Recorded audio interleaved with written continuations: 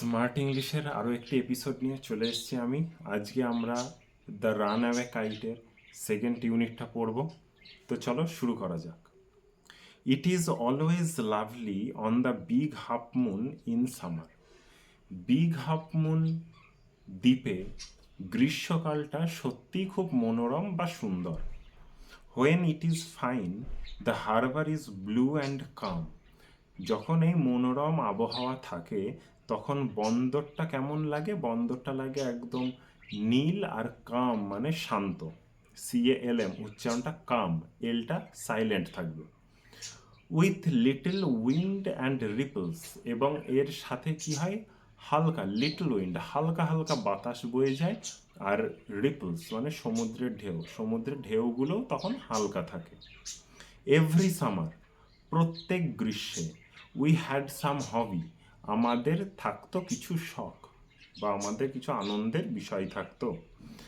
The last summer before Dick and Mimi came, Dick এবং Mimi আসার আগে গত গ্রীষ্মে, we were crazy about kites, আমরা ঘুড়ি নিয়ে একদম পাগলামো করতাম, আমরা ঘুড়ি নিয়ে একদম পাগলের মতন কাজ করতাম। এ বয় অন দ্য মেইনল্যান্ড, প্রধান ভূখণ্ডের একটা ছেলে, শোড ক্লড, দেখিয়েছিল ক্লডকে হাউ টু মেক দেম, কিভাবে ঘুড়ি বানাতে হয়। Back on the island we made plenty of kites, আমরা আবার দ্বীপে ফিরে এসে কি করেছিলাম? প্লেন্টি অফ কাইটস, আমরা প্রচুর পরিমাণে ঘুড়ি বানিয়েছিলাম নিজেরা। Claude would go round to other side of the island, Claude চলে যেত সেই দ্বীপের একেবারে অন্য প্রান্তে বা অপর প্রান্তে।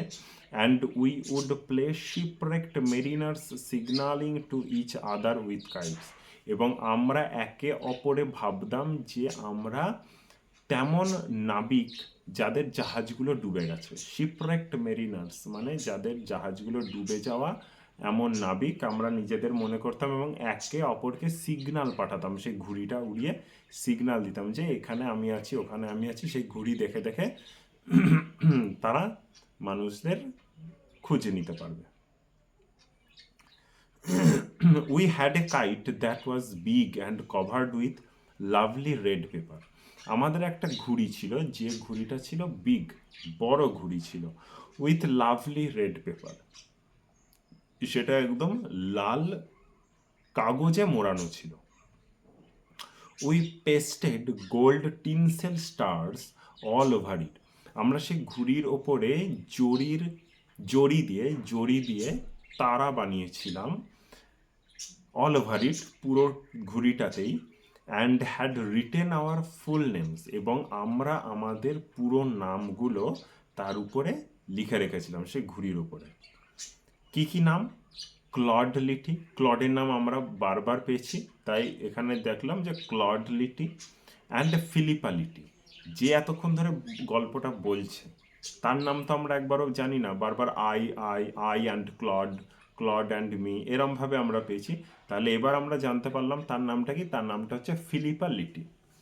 Big Half Moon light house, তাহলে তাদের নাম কি ছিল? ক্লড লিটি এবং ফিলিপা লিটি, আর তারা কোথায় থাকতো? বিগ হাফ মুন লাইট হাউসে। ওয়ান ডে, একদিন, there was a grand wind for kite fly, ঘুড়ি ওড়ানোর জন্য একদিন খুব সুন্দর হাওয়া বইছিল। ঘুড়ি ওড়ানোর জন্য একটা সুন্দর হাওয়ার দরকার হয়, না হলে তো খুব জোরে হাওয়াও প্রয়োজন নেই, খুব অল্প হাওয়াতেও ঘুড়ি উড়বে না, মিডিয়াম একটা হাওয়ার প্রয়োজন। সেদিন ঘুড়ি ওড়ানোর জন্য একটা দারুণ আবহাওয়া ছিল। I am not sure how it happen, আমি না ঠিক বুঝতে পারলাম না কিভাবে এটা ঘটলো। But as I was bringing the kite from the house, যখন আমি বাড়ি থেকে ঘুড়িটা নিয়ে আসছিলাম, আই ট্রিপড, আমি হোঁচট খেলাম, and fell over the rocks, এবং একটা পাথরের ওপরে গিয়ে পড়লাম। My elbow went clear through the kite, আমার এই যে কুনুইটা, এলবো কুনুইটা একেবারে সেই ঘুড়ির মধ্যে ঢুকে গেল। মেকিং এ বিগ হোল, এবং এই কুনুইটা যখন ঘুড়ির মধ্যে ঢুকে গেল তখন কি হলো না, ঘুড়িতে একটা বড় ছেদ হয়ে গেল, বড় গোল হয়ে গেল, গর্ত হয়ে গেল। We had to hurry to fix the kite, আমাদের খুব তাড়াহুড়ো করতে হয়েছিল এই ঘুড়িটা সারাতে। কেন তাড়াহুড়ো করতে হয়েছিল? If we wanted to send it up before the wind fail, ওই যে হাওয়াটা, দুর্দান্ত হাওয়াটা বইছিল, ওই হাওয়ার মধ্যে যদি আমাদের ঘুড়িটা ওড়াতে হয় তাহলে আমাদের তাড়াতাড়ি সারাতে হবে ঘুড়িটা। আর যদি না হলে হাওয়া তো বন্ধ হয়ে যাবে, তাহলে আমরা ওই হাওয়াটা আর পাবো না, আর ঘুড়ি ওড়ানোও যাবে না।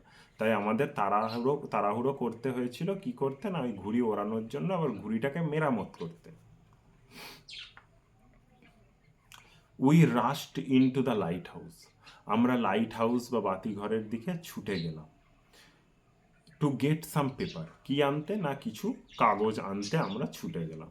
উই নিউ, আমরা জানতাম, there was no more red paper, আমরা জানতাম আর কোনো লাল কাগজ নেই। We took the first thing that came handy, আমরা হাতের কাছে যা পেলাম আমরা সেটাই নিয়ে নিলাম। An old letter lying on the bookcase in the sitting room, বসার ঘরের বইয়ের তাকের ওপরে একটা পুরনো চিঠি ছিল, সেই চিঠিটা আমাদের প্রথম হাতে এলো এবং আমরা সেটা নিয়ে নিলাম। We patched the kite up with the letter, আমরা সেই ঘুড়িটার ছেদটাকে আটকালাম, প্যাচ মানে আটকানো, জোড়া তাপ্পি মারা, তো জোড়া দিলাম আমরা সেই ছেদটাকে সেই চিঠিটা দিয়ে।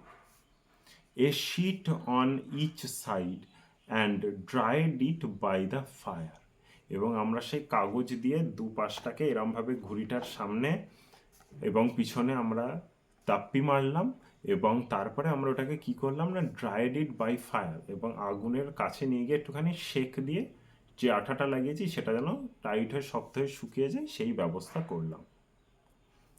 উই স্টার্টেড আউট, এবার আমরা তড়িঘড়ি করে ঘুড়িটা ওড়ানোর ব্যবস্থা করলাম।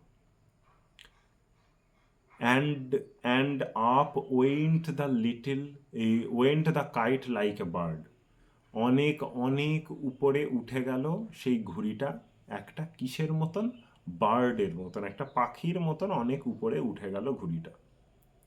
The wind was glorious and it soared, হাওয়াটা এতই দুর্দান্ত ছিল যে ঘুড়িটা সত্যি খুব আরামের সাথে ভেসে চলল বা খুব আরামের সাথে বয়ে চলল। অল অ্যাট ওয়ান্স স্ন্যাপ, হঠাৎ করে, স্ন্যাপ কিছু একটা ঘটনা ঘটল, মানে কেটে গেল সুতোটা। And there was Claude standing with a bit of cord in his hand looking foolish, ঘুড়ি ওড়াচ্ছিল ক্লড, হঠাৎ করে ঘুড়ির সুতোটা কেটে গেল। যখনই কেটে গেল তখন ক্লডের দিকে তাকিয়ে দেখা যাচ্ছে যে সে হাতের লাটাইটা নিয়ে, ঘুড়িটা তার কেটে গেছে, মানে সুতোটা কেটে গেছে, সে হাতে বোকার মতন লাটাইটা নিয়ে শুধু দাঁড়িয়ে রয়েছে, এদিকে ঘুড়ি উড়ে অন্যদিকে চলে যাচ্ছে। Our kite had sailed away over to the mainland, আমাদের এই কাইট, আমাদের এই ঘুড়িটা উড়ে ভেসে চলে গেল, কোথায় চলে গেল না, প্রধান ভূখণ্ডের দিকে, প্রধান ভূখণ্ডের দিকে সেটা ভেসে একেবারে চলে গেল। তাহলে এই ছিল আমাদের দ্বিতীয় ইউনিট রানঅ্যাওয়ে কাইটের। প্রত্যেকটা লাইন বাই লাইন পরিষ্কারভাবে খুব স্পষ্টভাবে বোঝানো হয়েছে, আশা করি কারোর অসুবিধা হবে না। আর সাবস্ক্রাইব করতে কিন্তু একদম ভুলবে না, চ্যানেলটিকে সাবস্ক্রাইব করে পাশে থাকো। আর থ্যাঙ্কস ফর ওয়াচিং।